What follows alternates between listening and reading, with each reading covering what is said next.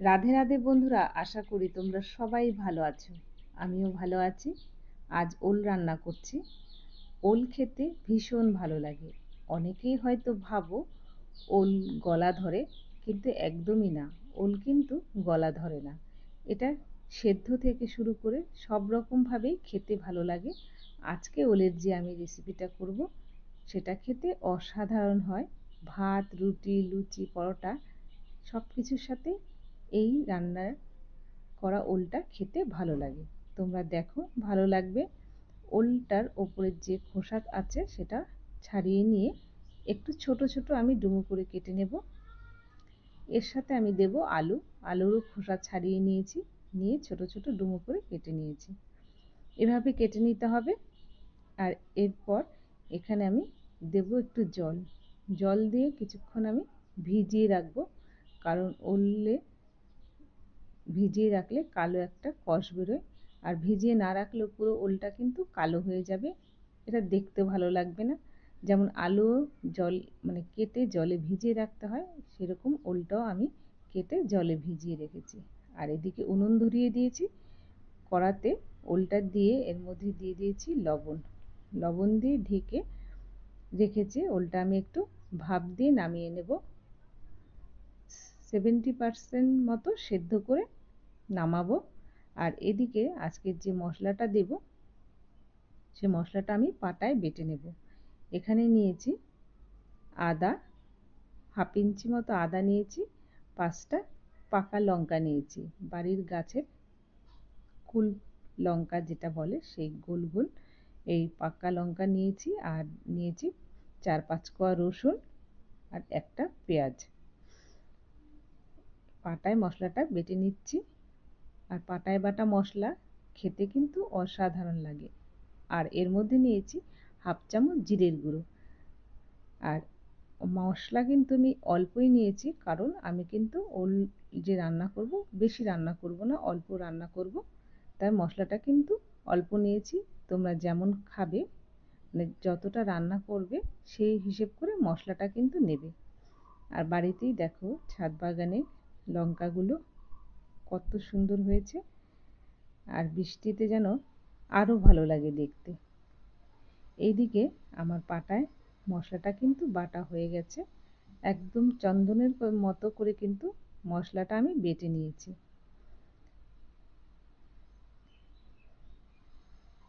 এবার তুলে নিলাম মশলাটা। এভাবে মশলাটা কিন্তু খুব সুন্দর করে বেটে নিতে হবে। আর মশলা বাটা যত ভালো হবে, রান্নাটাও কিন্তু ততটাই ভালো লাগবে খেতে। এদিকে মশলা বাটতে বাটতে ওলটাও আমার সেদ্ধ হয়ে এসেছে, তবে গলে যেন না যায় সেটা কিন্তু অবশ্যই খেয়াল রাখতে হবে। আমি যে ওলটা নিয়েছি, ওলটা সত্যি খুবই ভালো। একদমই অল্প সময়ের মধ্যে ওলটা কিন্তু 70% সেদ্ধ হয়ে গেছে, তোমরা দেখতে পাচ্ছ। আমি এবার তুলে নিচ্ছি, জল থেকে ছেঁকে একবারে আমি তুলে নিলাম। দেখো রংটা ওলের খুব সুন্দর। এবার কড়াতে আমি দিয়ে দিলাম সর্ষের তেল। আজকে সর্ষের তেলে রান্নাটা করব। আর সর্ষের তেলে করলেই কিন্তু খেতে ভালো লাগে। তোমরা যে তেল খাও সেই তেল দিয়ে রান্না করতে পারো। এবার কড়াতে তেল দিয়ে আমি যে আলুটা ডুমো করে কেটে রেখেছিলাম, সেই আলুটাও লবণ দিয়ে একটু লাল লাল করে ভেজে নেব। নেড়ে চেড়ে ভেজে নেব। আর বারবার কিন্তু নাড়তে হবে, যাতে আলু বেশি আলুটা লাল না হয়ে যায়, খুব কালো না হয়ে যায়। যেহেতু কাঠে রান্না করছি, তাই পুড়ে না যায় সেদিকে কিন্তু খেয়াল রাখতে হবে। এর জন্য বারবার করে নাড়তে হবে। আর আলু ভাজার প্রথমেই কিন্তু আমি হলুদ দিইনি। আলুটা যখন একটু লালচে হয়ে এসছে, তারপরে আমি হলুদ দিয়ে নেড়ে চেড়ে নিচ্ছি। দেখো আলুটা কিন্তু খুব সুন্দর ভাজা হয়েছে। এবার আমি তুলে নেব আলুটা। এভাবে একটু লাল লাল করে আলু ভেজে তুলে নিতে হবে।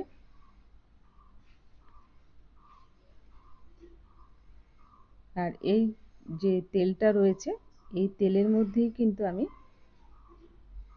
ওলটা ভেজে তুলে নেব। এইভাবে রান্না করলে তরকারিটা খেতে কিন্তু খুবই ভালো হয়। আর দেখেছো ওলটা কিন্তু খুব বেশি সেদ্ধ হয়নি, এই যে আমি নাড়ছি একদম কিন্তু যে পুরো সেদ্ধ হয়ে গলে যায়, ওল কিন্তু একটু বেশি সেদ্ধ হলে একদম গলে যেতে চায়। তো 70% মতো আমি সেদ্ধ করে নিয়েছি, নিয়ে একটু নেড়েচেড়ে ভেজে নেওয়ার পর আমি কিন্তু এখানে হলুদ দিলাম। সামান্য হলুদ দিয়ে দিলে ভাজার সময়, তাহলে রান্নার সময় যে কালারটা সেটা খুব ভালো হয়। আমার ভাজা হয়ে গেছে, এবার সব ওলটা আমি তুলে নিচ্ছি।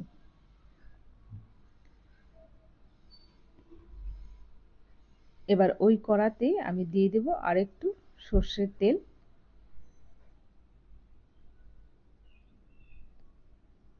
তেলটা একটু গরম হয়ে আসলে নেড়েচেড়ে দেব, নিয়ে এর মধ্যে দিয়ে দিচ্ছি একটা তেজপাতা ছিঁড়ে আর কিছুটা জিরে। একটু নেড়েচেড়ে নিচ্ছি ফোড়নটা।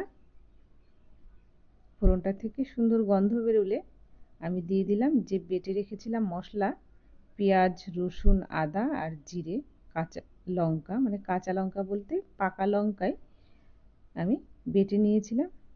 মশলাটা দিয়ে দিলাম একটু জল, আর এখানে আমি দেব হলুদ গুঁড়ো, স্বাদমতো লবণ আর কাশ্মীরি লঙ্কার গুঁড়ো দেব। কালারটা তাহলে খুব সুন্দর হয়, তোমরা ইচ্ছে হলে দিও, আর না হলে না দিলেও কোনো অসুবিধে নেই। এতে কিন্তু টেস্টের কোনো পরিবর্তন হয় না, শুধু রঙটাই সুন্দর হয়। এবার নেড়েচেড়ে একটু ভালো করে কষাতে হবে। বারবার কিন্তু এই কষানো যে মশলাটা নাড়তে হবে যাতে নিচে যেন লেগে না যায়। আর এর মাঝখানে আমি দেব এখানে টক দই, 2 চামচ আমি টক দই নিয়ে নিয়েছি, একদম জল ঝরানো টক দই। টক দইটা খুব ভালো করে ফেটিয়ে নিতে হবে যেন দানা না থাকে। আর এদিকে টক দই ফেটাতে ফেটাতেই মশলাটাও কিন্তু খুব সুন্দর কষে এসছে। দেখো মশলা থেকে তেল কিন্তু ছেড়ে দিয়েছে। এবার আমি যে টক দইটা ফেটিয়ে রেখেছি সেই টক দইটা আমি এর মধ্যে দিয়ে দিচ্ছি। আর এখন কিন্তু যেহেতু গ্যাস নয়, যে কমিয়ে রাখবো, আমি কাঠে রান্না করছি, তাই কড়াটা একটু আমি কিন্তু একটু উপর দিকে সরিয়ে নিলাম যাতে কাঠের আগুনটা এখন খুব কড়াভাবে কড়াতে না লাগে। যেহেতু টক দইটা দিচ্ছি কেটে যেতে পারে, তাই একটু আমি কড়াটা উপরে উঠিয়ে নিয়ে টক দইটা দিয়ে মশলার সাথে মিশিয়ে আবার কড়াটা বসিয়ে দিলাম। এতে টক দইটা কিন্তু কেটে যাবে না। এবার একটু ভালো করে আবার টক দই দিয়েছি, একটু কষিয়ে নেব। আর এখানে কিন্তু একটু চিনি দেব।